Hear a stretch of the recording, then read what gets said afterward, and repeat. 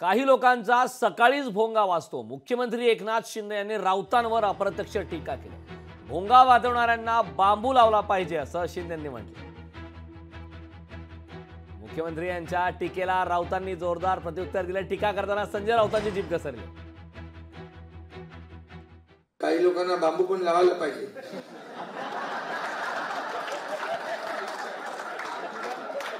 अरे असे लोक आहेत सकाळीच भोंगा वाजतो, बरोबर ना? नाही बरोबर। त्यामुळे आता आम्ही थोडे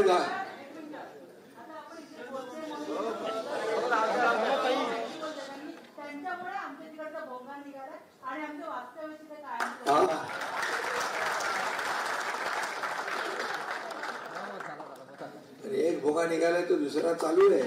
खरं म्हणजे लोकसभा निवडणुकीत त्यांचा लागलेला आहे।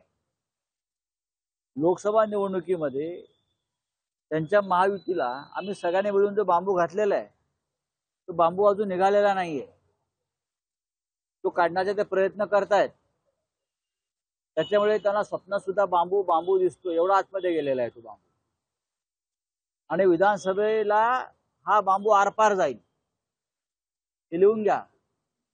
आणि ह्याच बांबूचे फटके या सगळ्या गद्दारांना लोक रस्त्यावर मारतील। ऑलरेडी एक बांबू जो घेतलेला गेलेल्या लोकसभेला तो कसा काढावा, ऑपरेशन करून काढावा की खेचून काढावा फडणवीसांनी, की मोदी शाह त्यांना बांबू घालतायत।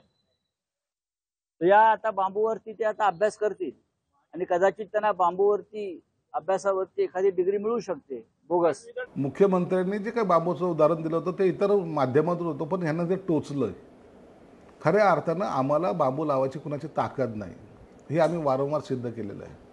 म्हणून खऱ्या अर्थानं काँग्रेसने आणि राष्ट्रवादी शरद पवारांच्या पक्षाने या उबाठा गटाला लावलेला मोठा बांबू आहे आणि त्या बांबूचा त्रास यांना होत असल्यामुळं आता हे आरडत फिरतायत, बोंबलत फिरतायत, परंतु तो बांबू आता यांचा जो लावलाय तो कधी निघणार नाही असं एकंदरीत चिन्ह आहे।